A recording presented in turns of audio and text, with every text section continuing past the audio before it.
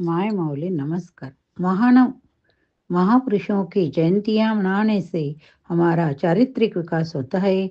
जयंती पर्व त्योहार मनाने से हमारे बच्चों को आनंद के साथ साथ पूरी जानकारी मिलती है। महान पुरुष संत कालिदास जयंती अभिवाचन श्रवण किया तो लाइक करना भूलना नहीं। कालिदास जयंती कार्तिक शुक्ल एकादशी को कालिदास की जयंती मनाते हैं। वैसे कालिदास का जन्म कब और कहाँ हुआ, इस विषय में सर्वसम्मत निर्णय अभी तक नहीं हो पाया। उनके ग्रंथों में दिए गए वर्णनों के आधार पर विद्वानों ने अपने मत प्रकट किए हैं। ये उज्जैनी के राजा विक्रमादित्य की राजसभा के नवरत्नों में एक थे। उन्होंने काव्यों में उज्जैनी का विशेष वर्णन है, इसलिए वह माना जाता है कि वे उज्जैनी मीन्स उज्जैन के निवासी थे।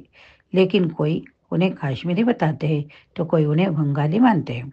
जन्म तिथि के विषय में कोई उन्हें चौथी पांचवी शती ईस्वी के गुप्त सम्राटों का समकालीन तो कोई छठी शती के मालवा के राजा यशोधर्मन का समकालीन बताता है। कालिदास के बारे में घटना जग प्रसिद्ध है कि प्रारंभ में वे महामूर्ख थे। एक राजकुमारी विद्युत्मा ने यह प्रण कर रखा था कि उसे जो भी विद्वान पंडित शास्त्रार्थ में हरा देगा उसी के साथ वह विवाह करेगी। बहुत से विद्वान पंडित राजकुमार उससे विवाह करने की इच्छा से आए, किंतु सब शास्त्रार्थों में हार कर वापस चले गए। तब पंडितों ने मिलकर सलाह की कि इसका विवाह छल कपट से महामूर्ख से कराना चाहिए। वे महामूर्ख की खोज में निकल पड़े। एक स्थान पर पहुंचे जहां कालिदास एक पेड़ के डाली काट रहे थे जिस पर वह स्वयं बैठे थे। ऐसा महामूर्ख व्यक्ति कहाँ मिल सकता है? अतः उन्होंने उसे नीचे उतारा, बड़े आदर से साथ उसे अपने साथ ले आए। उसे नया नहा धुला कर नए कपड़े पहनाए गए और उससे कहा गया कि तुम्हारा विवाह राजकुमारी के होने जा रहे हैं। तब इशारों से बात करना, मुंह से कुछ नहीं भूलना। उसके बाद कालिदास को विद्युत्मा के पास ले जाया गया। वहाँ राजकुमारी से कहा गया कि हमारे गुरुजी तुमसे शास्त्रार्थ करने आए हैं। वे आजकल मौन धारण किए हुए हैं, इसलिए इशारों में बात करेंगे। राजकुमारी शास्त्रार्थ के लिए तैयार हो गई। राजकुमारी ने एक उंगली उठाई। मूर्ख ने सोचा कि ये मेरी एक आँख फोड़ना चाहती है, तो उसने दोनों आँख फोड़ने का इशारा करने के लिए अपनी उंगलियां उठाई। पंडितों ने अर्थ किया कि आप सृष्टि का कारण एक ईश्वर को मानते हैं, लेकिन ये पुरुष प्रकृति दोनों का ईश्वर मानते। फिर राजकुमारी ने अपने 5 उंगलियां उठाई।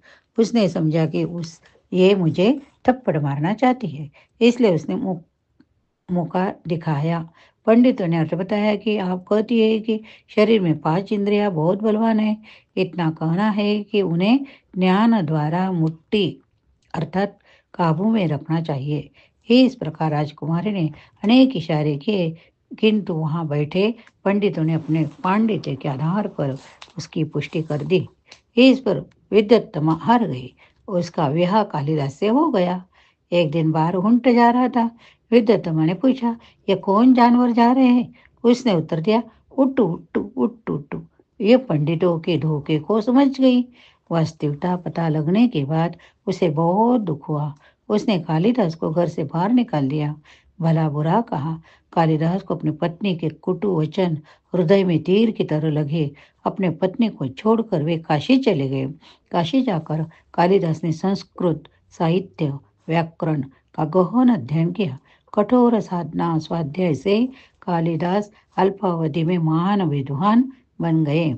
संस्कृत साहित्य व्याकरण में पूर्ण रूप से पारंगत हो गए। उसके बाद वे अपनी पत्नी के पास लौटे। द्वार पर जाकर उन्होंने खड़खड़ाते हुए कहा, अनारुत्तम कपाट द्वारम देही, अर्थात दरवाजे के बंद किवाड़ों को खोल दो। कालिदास की संस्कृत में वाणी को सुनकर विद्युत्तमा को बहुत आश्चर्य हुआ। उसने तुरंत प्रश्न किया, अस्ति कच्चिद्वाग्नि शेष, तुम्हारी वाणी में क्या कोई विशेषता आ गई है? कालिदास ने अपनी पत्नी को दिए हुए उत्तर वाले वाक्य के शब्दों में से एक एक शब्द लेकर एक एक काव्य का प्रणयन किया।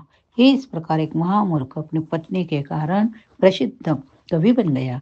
महाकवि कालिदास विश्व साहित्य के सर्वश्रेष्ठ कवियों नाटककारों में से एक थे।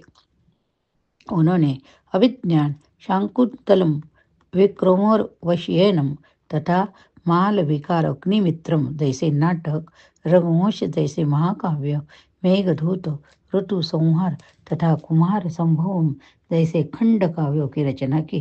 कालिदास की मृत्यु के संबंध में विद्वानों में मर्तक्य नहीं थे। कुछ विद्वानों के अनुसार कालिदास की मृत्यु उज्जैन में हुई।